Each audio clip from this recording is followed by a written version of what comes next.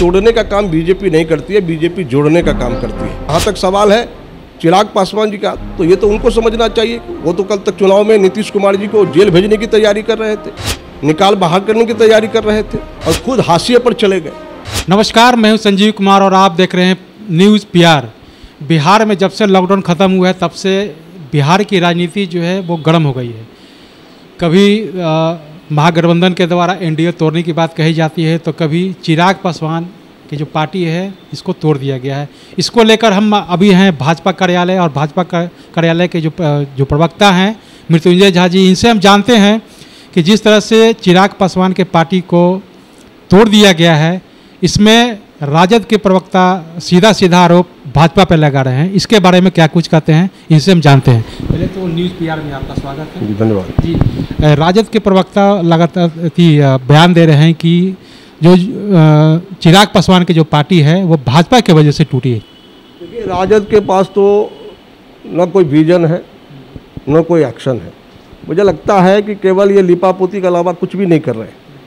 और जहाँ तक लोजपा का सवाल है, तो हमने पहले ही कहा कि बिहार में हमारा गठबंधन माननीय नीतीश कुमार जी के साथ, हमारे नेता नीतीश कुमार जी हैं, तो स्वाभाविक रूप से इस प्रकार की जब परिस्थिति होती है तो राष्ट्रीय स्तर पर क्या गठबंधन है हमने पहले स्पष्ट किया था।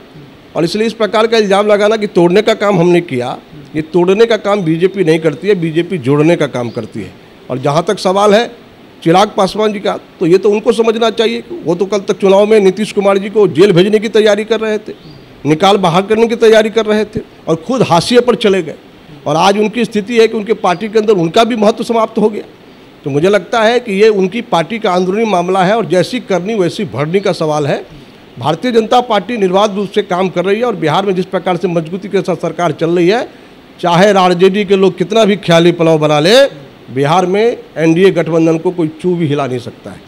लेकिन चिराग पासवान तो कहते थे कि मैं जो भारत के प्रधानमंत्री नरेंद्र मोदी है, मैं उनका हनुमान हूँ। तो इसके बारे में क्या कहें? देखिए, कोई अपने को हनुमान कहे, कोई अपने को राम कहे, ये तो अलग विषय है और ये उनकी स्ट्रेटजी थी। सवाल यह है कि राजनीतिक क्षेत्र में लोग स्ट्रेटजी के कारण आते हैं और अपनी अपनी स्ट्रेटजी को लाते हैं, उसमें सफल होते हैं और सफल होते हैं। और निश्चित रूप से चिराग पासवान अपने स्ट्रेटजी में सफल हो गए। उनके मन में था कि शायद हम हनुमान कह करके शायद हम इस को जीत जाएंगे और हम बिहार में अपने अस्तित्व को बचा पाएंगे। मुझे लगता है कि उनके एक एमएलए वो भी पार्टी छोड़ के चले गए, उनके एमएलसी थी वो भी पार्टी छोड़ के चली गई। तो अब तो उनको सोचना चाहिए कि उनकी क्या स्ट्रेटजी थी और किस प्रकार के हनुमान बने थे कि खुद उसमें अपने आप को समाप्त कर डाला उन्होंने। तो इसलिए ये उसकी निजी मामले हैं। भारतीय जनता पार्टी पर जिस प्रकार का आरोप आरजेडी के लोग लगा रहे हैं, पहले अपने घर में देखें, बहुत जल्दी उनकी भी स्थिति दयनीय होने वाली है। बिहार में कांग्रेस की स्थिति भी दयनीय होने वाली है, क्योंकि बिहार में भी कोई भी डूबती नैया पर सवार होना नहीं चाहता। आज देश के अंदर केवल विजन है तो नरेंद्र मोदी जी के पास है, और प्रदेश के अंदर नीतीश कुमार नरेंद्र मोदी की जोड़ी साथ में काम करते हुए बिहार में आबाद विकास कर रही है। मुझे लगता है कि सभी लोग उसी नाव पर सवार होना पसंद करते हैं जिस नाव की स्थायित्व होती है, जो जिसका नाव से जिसकी सिद्धि होती है। एक दूसरा सवाल ये है कि जिस तरह से विपक्ष लगातार हमलावर हैं, उनका कहना है कि जिस तरह से वैक्सीनेशन का जो सर्टिफिकेट दिया जा रहा है, इसमें भारत के प्रधानमंत्री का फ़ोटो है, उनके जगह पे राष्ट्रीय स्तंभ जो है उनका फ़ोटो होना चाहिए। इनके बारे में क्या कहें? देखिए, कभी भी देश के प्रधानमंत्री और देश के राष्ट्रपति को आइडियल के रूप में मानना चाहिए। वही प्रदेश और वही देश आगे बढ़ता है।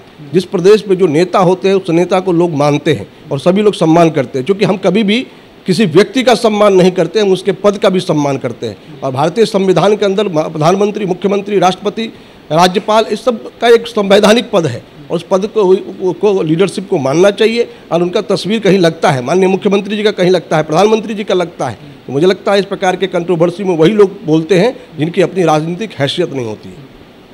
एक अंतिम सवाल आपसे ये है कि जिस तरह से केंद्र में जो कैबिनेट की जो है वो विस्तार होने वाला है, तो इसमें जदयू लोजपा भी है, जदयू भी है, तो अब ये दोनों भागीदारी चाहते हैं, तो इसके बारे में क्या कहेंगे? पहले तो जदयू अब नहीं बोले थे, लेकिन अब बोले कि अब जब सेंट्रल में है, बिहार में है, तो भागीदारी चाहिए।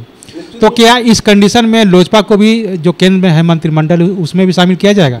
देखिए, निश्चित रूप से जदयू के साथी मित्रों को आना चाहिए। हमने सरकार में पहले भी माननीय नरेंद्र मोदी जी ने और इस प्रकार का ये दिया था कि वो भी ज्वाइन करें, वो भी मंत्रिमंडल में शामिल हो। किसी परिस्थिति में वो शामिल नहीं हुए। निश्चित रूप से ये उनका मामला है सरकार में शामिल होना न होना। मुझे लगता है कि भारतीय जनता पार्टी ने कभी इस प्रकार से विषय से अलग नहीं हटी है, और जदयू के मित्र अगर चाहते हैं सरकार में शामिल होकर नेतृत्व करें तो मुझे लगता है कि उनको आना चाहिए, स्वागत है। और साथ ही ये लोजपा को आना नहीं आना ये विषय पार्लियामेंट्री बोर्ड का है। Parliamentary board Bharatiya Janata party का है, वो फॉर्म पर तय करेगी कि हमें क्या करना नहीं करना, किनको शामिल करना किनको नहीं लेना। इस प्रकार के जब वो तय करके उनके सामने जब विकल्प रखेंगे तब वो पार्टी तय करेगी क्या करना नहीं करना। ये पार्टी का पार्लियामेंट्री बोर्ड का डिसीजन है, उनका निर्णय ही अंतिम निर्णय होता है। तो आपने सुना कि इन्होंने कहा कि लोजपा या जदयू अगर सेंट्रल गवर्नमेंट में शामिल होते हैं, कैबिनेट इनको मिनिस्ट्री मिलती है, तो ये पार्लियामेंट का मामला है, उनके द्वारा जो निर्णय किया जाएगा वो सर्वमान्य होगा। इसके अलावा जिस तरह से जो लोजपा पार्टी में टूट हुई है और जो विपक्ष लगातार हमला बढ़ रहे हैं कि बीजेपी की वजह से हुई है, तो इनको सिरे से खारिज करते हैं। कैमरामैन हीरा के साथ मैं संजीव कुमार।